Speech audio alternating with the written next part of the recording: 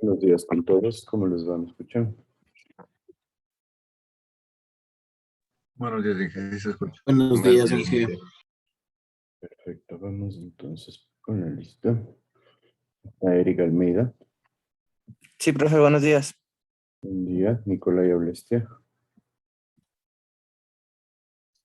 Melanie Borges. Presente, Inge, buenos días. Buen día. Gregory Borja. Javier Cabascango. Presente, profe, buenos días. Buen día. Manuel Cando. Presente, Inge, buenos días. Buen día. Diego Cárdenas. Presente, profe, buenos días. Buen día. Andrea Chico.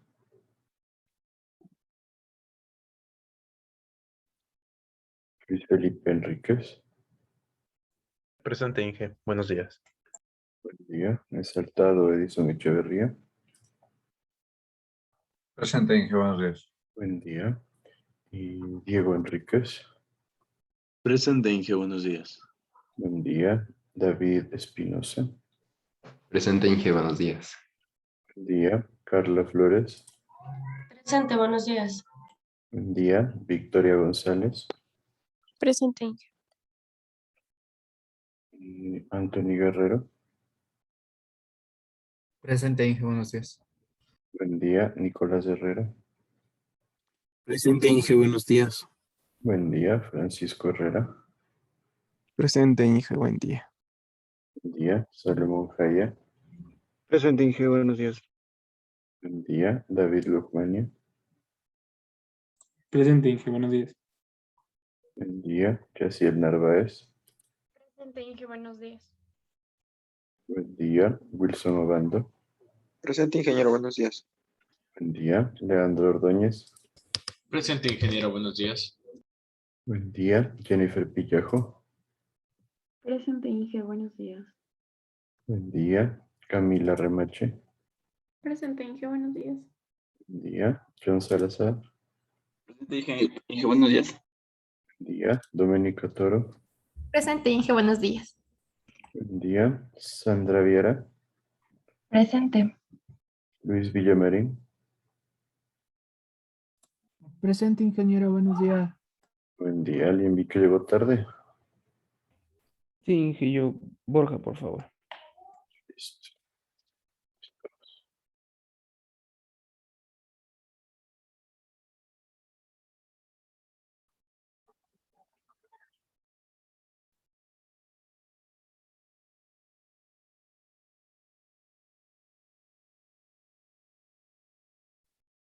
Entonces, en la clase de ayer, sí, de ayer, nosotros llegamos a hacer este ejercicio. Todos estamos claros respecto al ejercicio, respecto a lo que son las pérdidas menores, pérdidas por fricción. Hemos trabajado solo en la ecuación de Darcy, pero ya vamos a ver las siguientes, probablemente un par de clases más. ¿Qué me dice? Inge, yo quería ver cómo se resolvía el último paso. ¿Cuál último paso? ¿Mandé? ¿Cuál último paso? En el que ya damos la ecuación de velocidad igual a caudal sobre nuestras áreas. Ya, ¿qué pasó ahí? Ahí no sé si me podría explicar de nuevo cómo le resolvíamos. A ver, en esencia, nosotros tendríamos 7.5, que era la diferencia de niveles. Este de acá. Era igual a la sumatoria de todas las pérdidas. HF más HM, ¿no es cierto? Hasta ahí sí estamos todos Sí, claros. hasta ahí sí. Entonces, todas las pérdidas vienen en función de coeficientes. Entonces, íbamos a tener un valor X por la carga de velocidad en 1 al cuadrado. Y vamos a tener un valor Y por la carga de velocidad en 2 al cuadrado. ¿Sí? Que en esencia daba exactamente lo mismo que nosotros, en vez de trabajar con la ecuación F por L sobre D por B cuadrado sobre 2G, dejemos esto en función del caudal, que sería F por L sobre D por el caudal al cuadrado sobre el área al cuadrado por 2 veces la gravedad. Y lo mismo haciendo con el factor K de pérdidas menores. En esencia estamos trabajando, la idea sería trabajar, nos he dicho, en función del caudal, porque B1 y B2 pueden estar en función del caudal, en el uno en función de A1 y en el otro en función de A2. Entonces, en esencia, yo voy a tener aquí una ecuación 7.5 es igual a un valor x1 por el caudal al cuadrado más un valor y1 que podría ser por el caudal al cuadrado. Y ahí tendría una ecuación con una incógnita que sería el caudal y de ahí la podría resolver. ¿Sí Ahí, está ahí. claro ahí? Muchas gracias. Ya. Entonces, por eso Solo en déjame muchos tomarle casos, una fotito nomás. está bien, pero en muchos casos nosotros preferimos trabajar en función del caudal. ¿Cuál es el problema? Que cuando nosotros trabajamos con el caudal que va a ser el mismo, a veces nos genera dudas y pensamos que la velocidad también es la misma en todo el tubo. Entonces hay que tener mucho cuidado, especialmente en estos casos donde hay diferentes diámetros. La velocidad del tramo 1 no va a ser la misma que el tramo 2. La velocidad del tramo 1 va a tender a ser mayor que la del tramo 2 porque tenemos el mismo caudal con un diámetro más pequeño. ¿Sí está claro? Por eso le dice resolver en función de velocidades, porque he visto que cuando no se maneja bien el concepto de velocidad, a veces terminan generando que el caudal es igual, entonces la velocidad es igual, y ahí se vuelve un problema para la resolución de los ejercicios. ¿Ya me dicen alguien alguna otra duda? ¿Cuánto nos terminaba dando el caudal?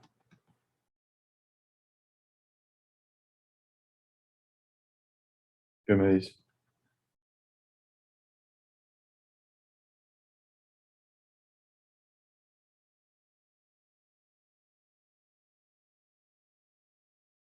Y Doménica Toro, ¿cuánto terminaba dando el caudal? O sea, a mí me salió 4,4, pero ayer igual cambiamos algunas cosas que estaban así, que creo que da otro. Pero Pero a mí 4,4 metros cúbicos por segundo. no, o sea, litros sobre segundos, pero creo que está mal esa respuesta. ¿Qué me dices, Sandra Viera?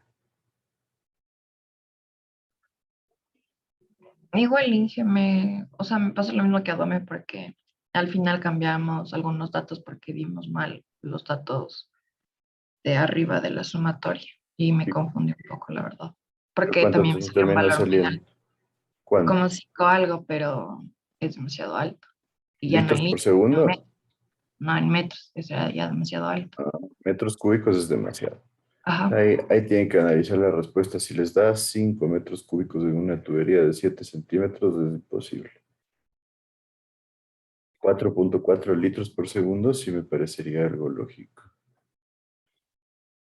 ¿Alguien que haya sacado, que haya comprobado la respuesta?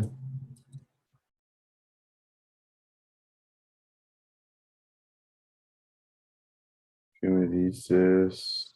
Eric Almeida. No, profe, yo también me quedé ayer en lo que corregimos los datos y ya no le acabo todo el ejercicio. Les pedí que acaben, la idea es que tengan claro. Sí, es que Después ayer sí hicimos muchos pasos y todavía sí me confundí un poco y no lo terminé todavía, profe. te confundiste en qué cosa. Es que al momento por ejemplo, sacar los caudales con lo que eran las velocidades B1 y B2, ahí me hice bolas, profe, y la verdad no la acabé completo yo. A ver, como no acabaron, les voy a pedir que hagan más ejercicios para el día lunes. En esencia, de manera grupal también, ustedes van a coger 10 ejercicios donde haya pérdidas por fricción y pérdidas menores, en donde lo que ustedes van a buscar es 10 gráficos similares a este o un poquito más complejos y vamos a asumir primero diámetros. Después vamos a asumir todos los accesorios y vamos a detallar todos los accesorios del sistema, así como hicimos aquí. Aquí tenemos una salida, acá tenemos un codo, una expansión, una válvula, y van a incluir por lo menos 2 válvulas diferentes en cada uno. ¿Sí? Y vamos a resolver determinando caudal, determinando velocidades y obviamente las pérdidas totales en el sistema. De estos 10 ejercicios, por lo menos 4 deberán incluir una bomba. ¿Está claro? Sí, profe. Ya, por favor, igual en la sección de consultas, Inge, vamos a incluir esto de manera grupal, ¿verdad? Inge, disculpe, no sé si nos podría recomendar algún libro donde hayan gráficos similares y todo eso, porque, y también con el capítulo, si puede, por favor, porque igual estaba buscando para el anterior de ver ejercicios y no encontraba tanto. En todos los libros que les he puesto aquí, en el de Sengel hay una cantidad decente, en el de Robert Modd hay creo que 80 ejercicios por cada tema, en el de Shaun también hay algunos. El de Saldarriaga a veces son un poquito más complejos, pero podrían verlo. Lo que pasa es que estos ejercicios pueden sacarlo de cualquier tema casi, ¿no? Porque hay en el tema de fricción, en el tema de pérdidas menores, en el tema de sistemas de bombeo, en el tema de determinación de ecuación de Bernoulli. Entonces, casi que en todos los temas relacionados a presión en tuberías tienen gráficos de este tipo. Hay algunos interesantes, inclusive que una bomba y está dando vueltas el agua, cosas por el estilo. Entonces tienen ahí libros por montones. Por eso les digo, la idea es que ustedes vayan haciendo ejercicios y se motiven, porque la mejor forma de entender bien los conceptos y de darse cuenta de cuáles podrían ser los puntos complejos es haciendo ejercicios. Entonces, por eso incluimos 4 con bomba. Ya saben que en la bomba simplemente en la ecuación de Bernoulli hay que tomar la altura de bombeo y después se saca la potencia de la bomba. Entonces, estas figuras hay por montones. ¿Alguna otra duda?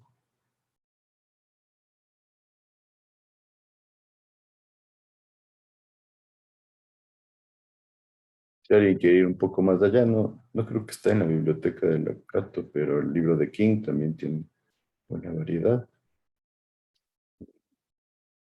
Ahí sí, estos sistemas los va a encontrar en todos los libros de hidráulica, la verdad. Hay un libro que también está en la biblioteca virtual, que es el libro de... se me fue el nombre.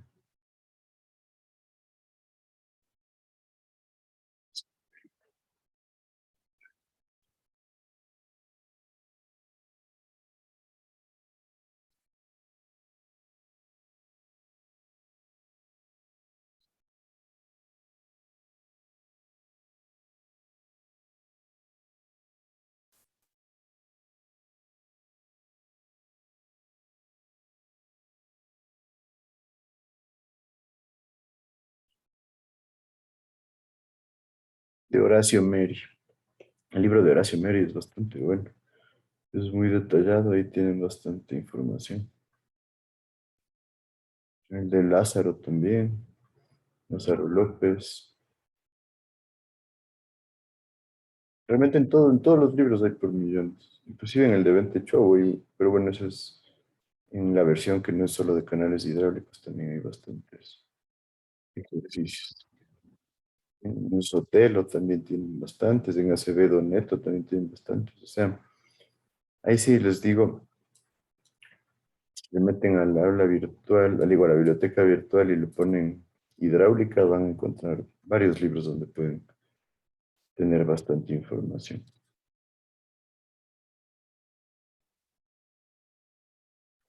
¿Alguna otra cosa?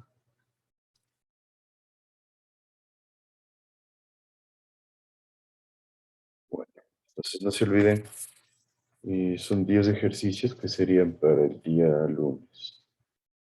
En grupo, entonces les toca más o menos a 2 o 3 ejercicios por cada uno.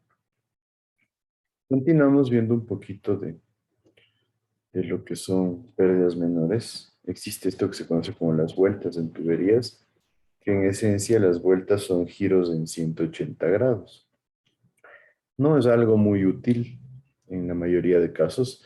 Hay situaciones específicas, por ejemplo, se los coloca a veces sobre los lavamanos, por ejemplo, cuando hay posibilidad de golpe de ariete, se le conoce como un sistema de protección contra el golpe de ariete, pero realmente mm, lo que hace es generar un espacio donde pueda circular el agua en caso de que produzca el golpe de ariete y no se dañe la llave de agua. Nos dice que cuando necesitamos dar una vuelta de tubería, lo más conveniente es doblar un tubo. ¿Por qué es más conveniente? Porque si doblamos un tubo no hay tantas uniones. Si nosotros ponemos codos de fábrica, en nuestro medio es muy difícil encontrar codos de 180 grados, entonces se suele poner doble codo de 90. El problema es que tenemos muchos puntos de posible problema, muchos puntos que pueden generar fugas, entonces por eso no es recomendable. Y lo que se hace es, con una dobladora de tubos, generar lo que es el doblez en el mismo. Entonces, en esencia, nos dice que la resistencia al flujo que va a generar la vuelta depende del radio de curvatura que va a tener. Obviamente, si nosotros generamos un radio y muy pequeñito, la turbulencia va a ser más grande. Si generamos una curvatura, por decir algo así, hablaríamos de un radio pequeñito, pero si se nos ocurre hacer una curva bastante grande, va a fluir mucho mejor el agua y nosotros vamos a tener menores pérdidas. Entonces, nos habla de la relación entre el radio de la curvatura y el diámetro del tubo, teniendo en cuenta que este gráfico de la derecha estaría exagerado. Y nos dice que normalmente cuando nosotros tenemos una relación del radio de curvatura sobre el diámetro igual a 3, tendríamos prácticamente la misma resistencia que un codo. Entonces, si hablamos de un radio grande, podemos decir que no se presentan demasiados problemas de turbulencia. Ahora, si los radios son muy pequeñitos, suele generarse mucha turbulencia y suelen tener un coeficiente de resistencia o coeficiente de pérdidas menores bastante alto. Normalmente nos dice que se trabaja también en función de la longitud equivalente. Como les digo, no es un accesorio común, no hay muchas razones de utilizarlo. Entonces, por eso no se le suele dar mucha importancia. Entonces aquí, tal cual como decíamos, tenemos el radio, el diámetro y las pérdidas o el coeficiente de pérdidas. Normalmente se les trabaja en función de la longitud equivalente, que es lo que nosotros ya hemos visto. Entonces, aquí tienen qué sucede si la curva es solo a 90 grados, estaríamos hablando prácticamente de un codo. ¿Cuál es la diferencia? Que nosotros también podemos doblar el tubo a 90 grados. ¿Creen que esto es común o no? ¿Qué me dices, Luis Villamarín? ¿Me puede volver a repetir la última parte, profe? Estaba tomando captura para poder anotar. ¿Crees que es común o no tener un tubo doblado en vez de un No, pues codo? para eso hay los codos. O sea, pero es que también hay que comprender para qué estructura va a ser un tubo doblado, pero yo tengo entendido que para esa función ya cumple un codo ya. Ya, ¿y cuál podría ser la ventaja de usar un codo y la desventaja de usar un codo? O sea, la ventaja de hacer un codo es de evitar desgastar a la estructura o al material el cual se está utilizando en ese instante. Por ejemplo, si estoy utilizando cobre, no voy a doblar el material de cobre para lograr hacer una unión con otro tubo. Obviamente voy a realizar un desgaste del material y es posible que eso a la larga me genere, ¿cómo es esto?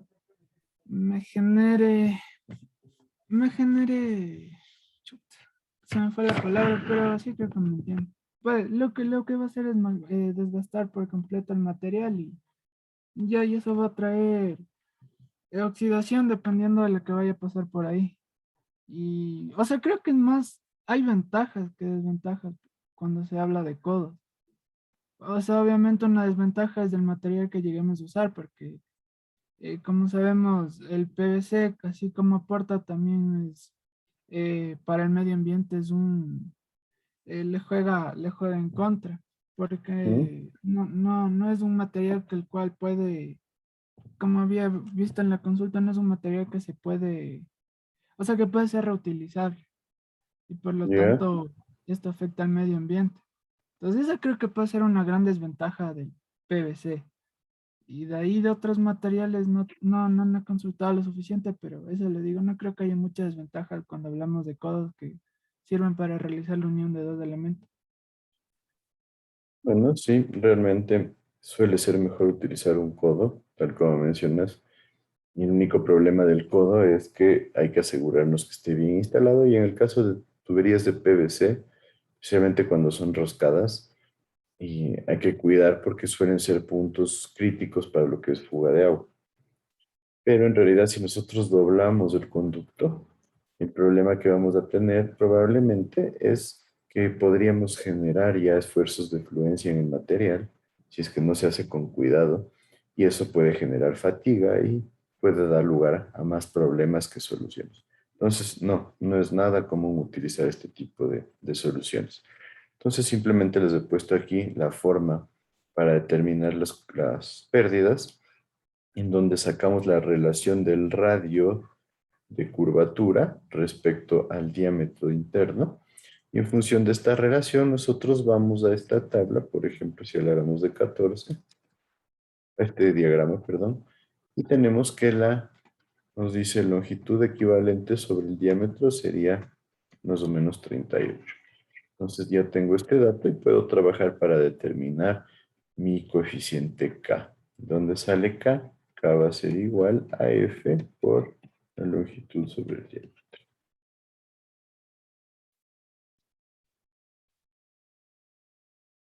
Entonces, bueno, el de vueltas no me interesa, prefiero hacer más ejercicios después. Nos dice que si nosotros tenemos vueltas con ángulos distintos a 90 grados, en esencia utilicemos esta ecuación de acá. Entonces tenemos la resistencia, en donde nosotros vamos a trabajar en función de qué sucede con el, el- el conducto a 90 grados. Yo tengo-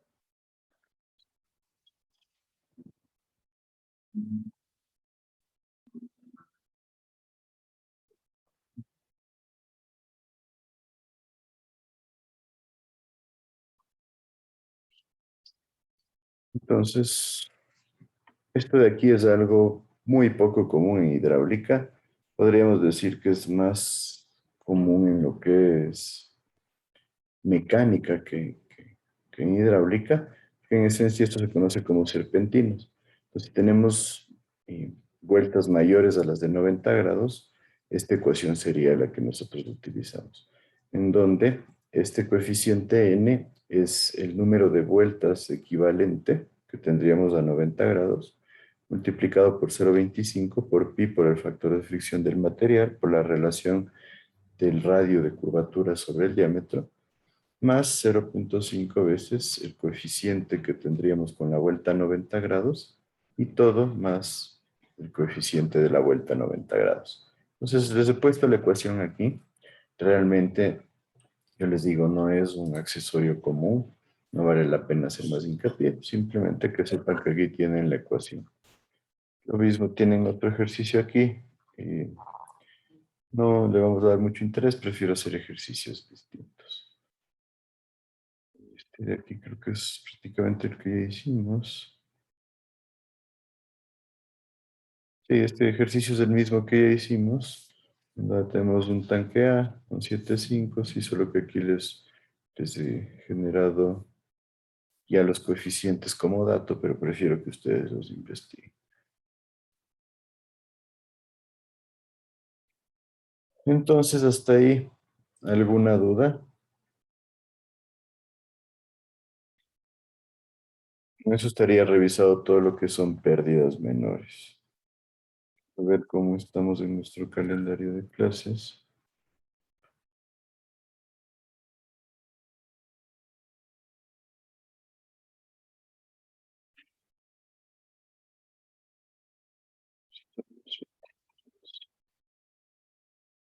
pues casi que justos, tal vez un poquito atrasados.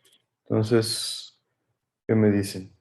¿Cómo estamos con lo que sería determinación de pérdidas menores? Claro, Inge. ¿Todos? Sí, Inge, todo bien. Bueno, vamos a seguir haciendo ejercicios y ya les vamos metiendo un par más por ahí. Entonces, vamos a hablar ahora del tema gradiente hidráulico y gradiente de energía, en donde en esencia nosotros lo que vamos a hacer es tratar de representar de manera gráfica el nivel de la energía que nosotros tenemos en el sistema. En esencia lo que buscamos es graficarla en función de alturas para poder visualizar, tener una mayor claridad de cómo se comportan las energías en el sistema. Entonces, en esencia, algo ya deben haber visto, siempre hay la base de lo que es las líneas de energía. ¿Qué recuerdan acerca de esto?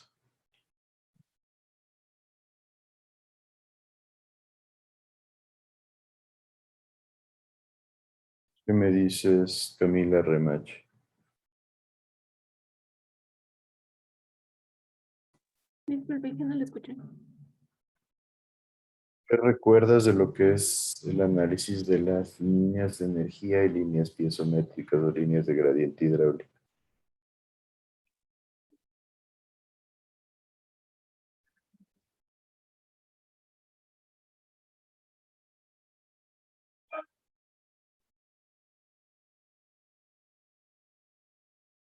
¿Qué me dices, Camila? Ah, eso estaba viendo ahí. Eso Que lo sí, vieron que ya, ¿no? Ajá. representa la línea de un canal o tubería respecto a la energía total de cada sección. Ya representa la cantidad de energía que tenemos en el sistema, ¿sí? Ujú. ¿Qué características tienen las líneas de energía y líneas de gradiente hidráulico? En canales abiertos y en tuberías.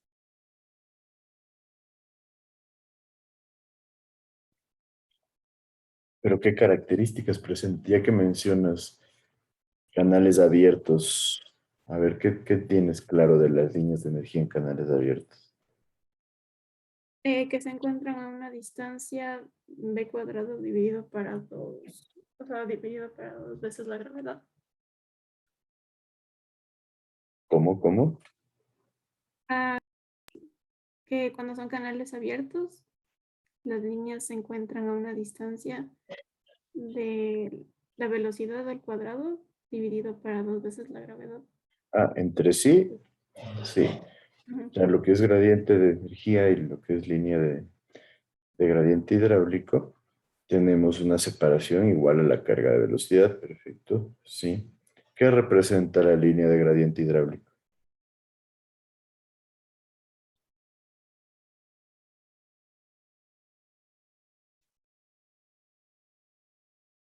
Creo que eso ya no lo ahí. Entonces, pero ¿cómo la gráficas entonces? Eh,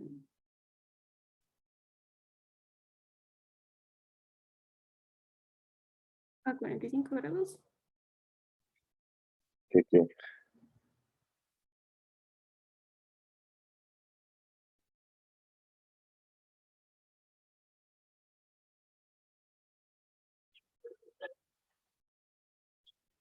¿Recuerdan?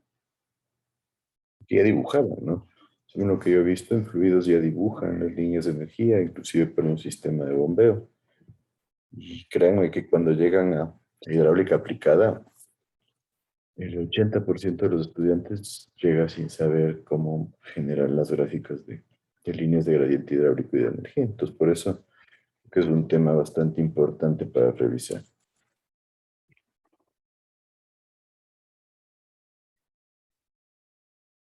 En esencia, vamos a partir diciendo que la línea de energía nace de los datos de la ecuación de Bernoulli.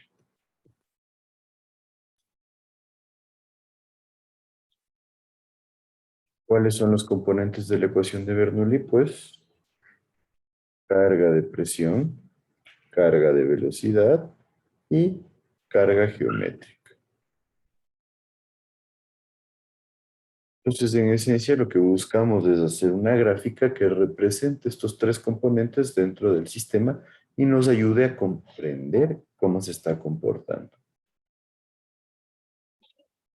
Ahora, ¿cuál es la diferencia con la línea piezométrica o la línea de gradiente hidráulico? Como nos dice su compañera, es que nosotros hablamos aquí de lo que se conoce como la energía de carga de presión o la energía piezométrica, y aquí solamente nosotros estaríamos considerando la carga de presión más la carga geométrica. ¿Por qué se diferencian las dos líneas? ¿Qué me dice alguien? A ver, Gonzalo Echeverría, ¿qué crees tú? ¿Por qué se genera esa diferenciación? La diferencia de altura, Inge. La diferencia entre la línea de energía y la línea de presión o de gradiente hidráulico, que viene a ser la carga de velocidad, ¿no? Pero ¿por qué separamos las líneas así? Tal vez porque consideran diferentes componentes, Inge. Porque en la línea de energía me parece que solo es la distancia, solo la carga de velocidad. Y en la gradiente hidráulica ya tomo en cuenta la presión y la altura en la que está. No, la línea de energía toma en consideración la presión, la velocidad y la altura. O sea, profe, la línea de energías considera todo de la ecuación de Bernoulli, o sea, incluyendo igual energía cinética. En cambio, pues la Exacto. métrica pues, no considera la cinética, la velocidad. ¿Y por qué la diferencia? ¿Por qué creen que nació la línea de presión o línea de gradiente hidráulico? Eso sí estoy seguro que lo ven.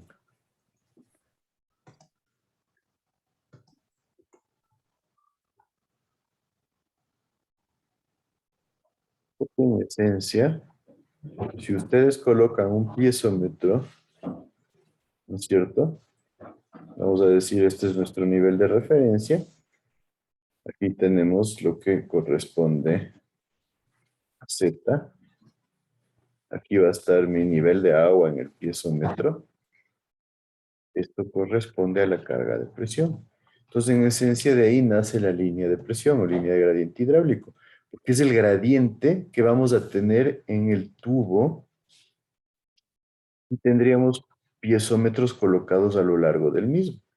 Entonces, es la línea que va a representar cómo estaría el nivel del agua dentro de piezómetros a lo largo del conducto. ¿Sí? Mientras que la línea de energía toma en cuenta la carga de velocidad, que nosotros no la podemos ver físicamente, pero sabemos que nos genera un incremento de lo que es la cantidad de energía real que hay en el sistema. ¿Sí está claro esto? Entonces sería la línea piezométrica el nivel del fluido en cada punto de la tubería. Claro, si colocas un piezómetro, pues ahí tiene que estar el nivel de presión. Por eso tienes Z, que es la carga geométrica que viene dada por la ubicación relativa del tubo respecto a un nivel de referencia, en donde yo puedo decir, pues, si el nivel de referencia está aquí, la carga Z se vuelve cero. Pero si es que yo empiezo a darle inclinación al tubo o lo que sea, ya va a ir variando, entonces por eso conviene generar un nivel de referencia.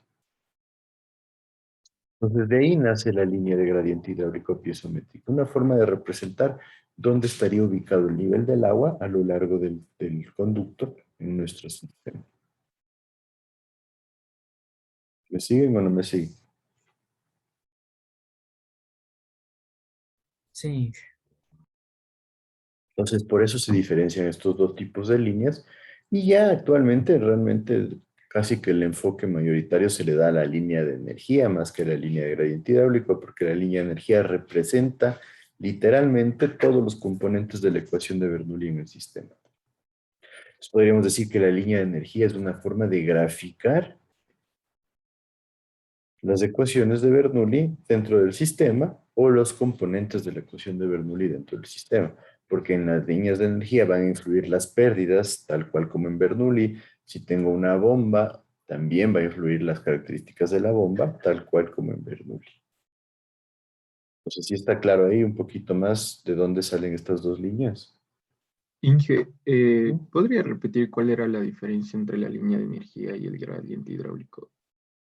La línea de energía considera todos los componentes de energía, tal cual como la ecuación de Bernoulli. Carga de presión, carga de velocidad y carga geométrica. Mientras que la línea la línea piezométrica o la de gradiente hidráulico lo que considera es el nivel del agua que nosotros tendríamos si colocaríamos piezómetros en el conducto. Entonces, por eso incluye la carga geométrica más la carga de presión. ¿Sí está claro ahí? Ya, Inge, gracias. Entonces es importante diferenciar esto porque lo que yo quiero es que nosotros grafiquemos y estas líneas y sepamos cómo hacerlo. Entonces, en esencia, ya sabemos que todos los tres componentes de la ecuación representan un tipo de carga y vale recalcar que la carga de presión se debe a la relación que tenemos nosotros entre la presión interna del conducto y el peso específico del fluido, por eso se le denomina como presión sobre peso específico o densidad por gravedad. Y la carga de velocidad es la que representa la elevación necesaria para que un fluido alcance una velocidad durante una caída libre sin fricción. Esta viene a ser la definición, yo creo que más específica.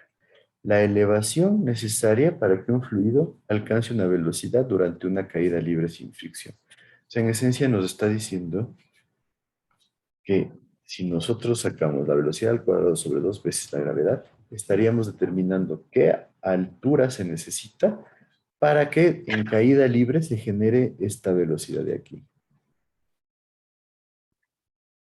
Caída libre. Entonces, viene a ser un componente bastante teórico y es útil porque nos da una idea de cómo influye la energía cinética en lo que es el movimiento interno dentro del conducto. Y obviamente, la energía cinética tiene un importante desarrollo dentro de lo que es la cantidad de energía que hay en el conducto. Y obviamente, mientras mayor carga-velocidad tengamos, el flujo va a tener mayor velocidad y nosotros estamos hablando de un flujo que eso se va a ver repercutido en la cantidad de presión que tenemos dentro del conducto. Entonces, cuando nosotros hablamos de que un tubo tiene mucha presión, no deberíamos hablar de que tiene mucha presión, sino de que tiene mucha carga de energía. Eso es importante porque nosotros vemos que la carga de velocidad le suma a la carga de presión. Entonces, cuando nosotros medimos la presión, también estamos incluyendo lo que es la carga de velocidad. Entonces, es importante tener en cuenta esto porque la carga de velocidad a veces un poquito nos genera dudas dentro de lo que es su influencia en el movimiento del flujo dentro de un conducto.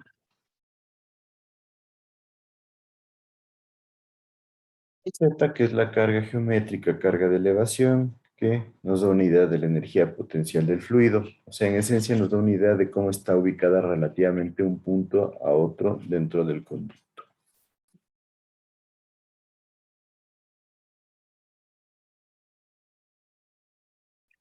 Entonces, normalmente le podemos llamar H a la carga total que tenemos en el sistema.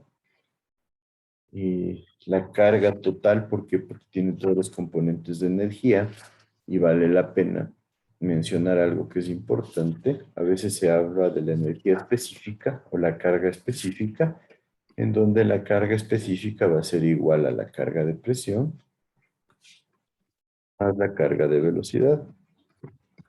Y la carga específica es la que representa toda la energía sobre el nivel físico del conducto.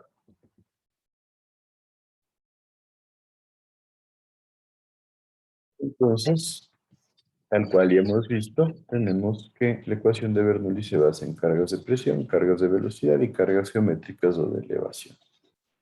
Aquí está claro cómo son o cómo se dividen los componentes dentro de lo que es la ecuación de Bernoulli, que vendría a ser lo mismo de los componentes dentro de lo que es el análisis de líneas de energía y líneas de carga de presión, o líneas isométricas o líneas de gradiente hidráulico. ¿Qué me dice?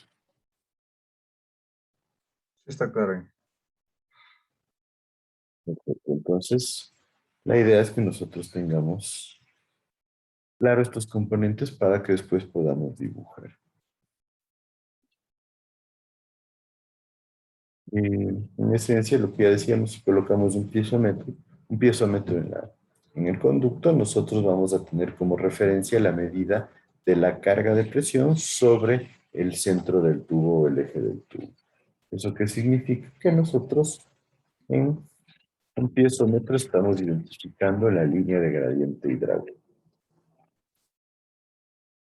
Y también, si nosotros en esencia lo que estaríamos haciendo es graficar, como yo les decía antes, un tubo con varios piezómetros, cómo estaría variando el nivel de presión en esos tubos, y por ende, ese es el resultado de la línea de gradiente hidráulico. Inge, ¿Mm? una pregunta. Entonces, cuando dibujamos al considerar las pérdidas por fricción, ¿se verían expresadas en los dos o solo en la línea de energía? Las pérdidas por fricción. A ver, ¿qué crees tú? ¿Cuál sería tu reflexión primero? O sea, yo creería tal vez solo en la línea de energía. Yo creo que en las dos, perdón. En las dos se va a ver reflejado. ¿Por qué? Porque estás perdiendo energía en general. Entonces, las pérdidas se tienen que ver obligatoriamente reflejadas en las dos. ¿Por qué? Porque la diferencia entre la línea de gradiente hidráulico y la línea de energía, vamos, aquí está el piezómetro, aquí está el nivel del agua. Este sería nuestra línea línea piezométrica, pongamos. Aquí arriba estaría nuestra línea de energía. Entonces, siempre la diferencia entre las dos va a ser la velocidad al cuadrado sobre 2G. Entonces, si yo tengo pérdidas por fricción, las pérdidas por fricción nos va a afectar en esencia a la carga de presión que tenemos y por ende nos afecta a los dos casos. ¿Y está claro eso? Sí, gracias. Entonces, siempre afecta a todo porque es algo que sucede dentro del conducto y como hay movimiento dentro del conducto, va a afectar tanto a línea de presión como línea de energía.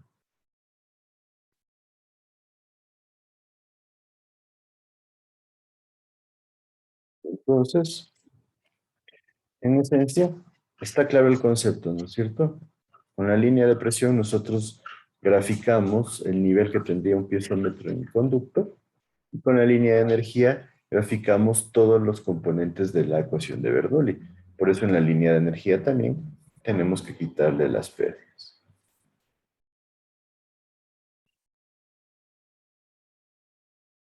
En esencia, un poco de lo mismo. Aquí tenemos una gráfica que es bastante interesante. Tengo un tanque acá con su nivel. Tengo un nivel de referencia aquí. Tengo varios piezómetros. Entonces, en un lado tengo aquí nuestra línea de energía. Y en el otro nuestra línea piezométrica o de gradiente hidráulico. Entonces, sí está claro. Y vemos que siempre hay una diferencia entre las dos igual a carga de velocidad. Entonces ahora sí. Si yo tengo un tanque, las dos líneas tienen que salir del mismo punto. ¿Por qué creen que tienen que salir del mismo punto?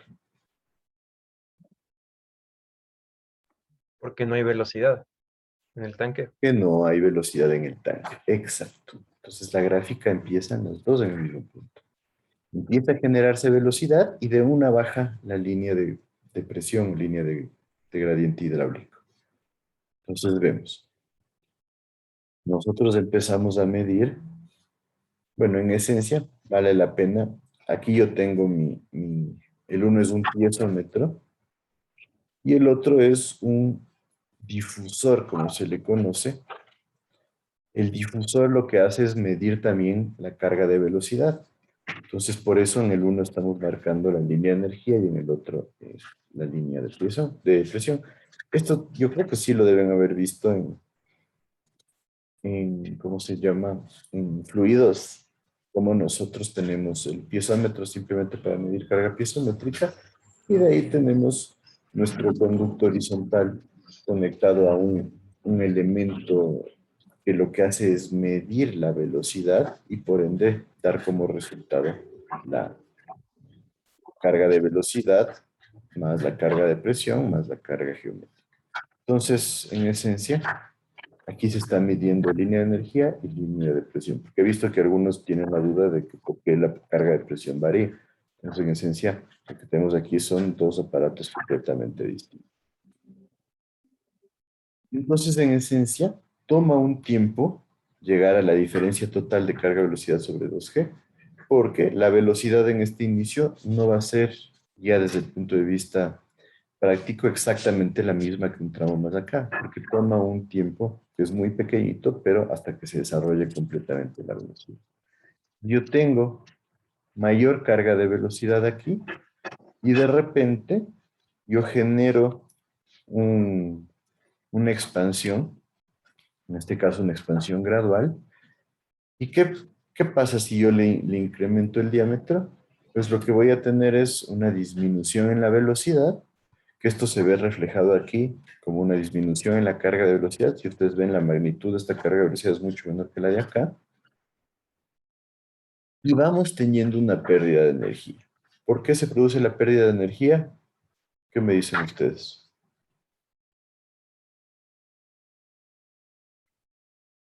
Se aumentó el diámetro de la tubería.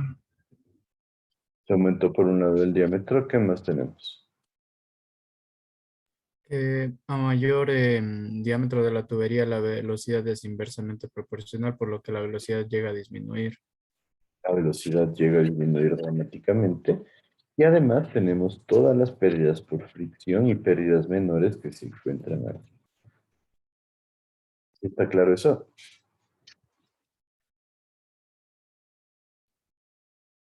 Entonces, en esencia, voy perdiendo presión debido a todos esos factores. Y aquí es interesante como en esta expansión, miren el efecto de la velocidad. Cómo se genera turbulencia, tenemos una alta velocidad, de repente se pega un bajón, empieza a generarse la zona turbulenta y vuelve a estabilizarse la velocidad. Así se ve esto reflejado dentro de la línea de presión y línea de energía. Entonces, en esencia, me parece que este gráfico que lo expone Sengel Simbal en su libro es bastante interesante para poder comprender cómo se relacionan lo que son las líneas de energía y las líneas de presión en un conducto.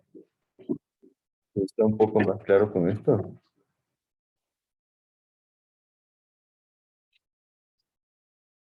Sí. Vamos a Sí. seguir haciendo gráficos, pero lo importante es que nosotros tengamos en cuenta. Primero, las dos nacen en el mismo punto, y si es que llegaran a un tanque, pues llegarían a un mismo punto.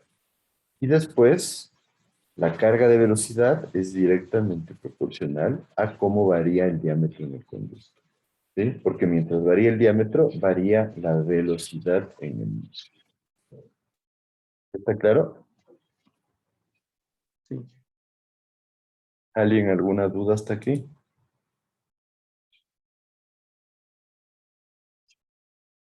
Entonces podemos quedar ahí. Un buen fin de semana y nos veríamos con ustedes el lunes. Hasta luego, Inge. Gracias, Hasta luego, Inge. Inge. Gracias, luego. Hasta luego, Inge.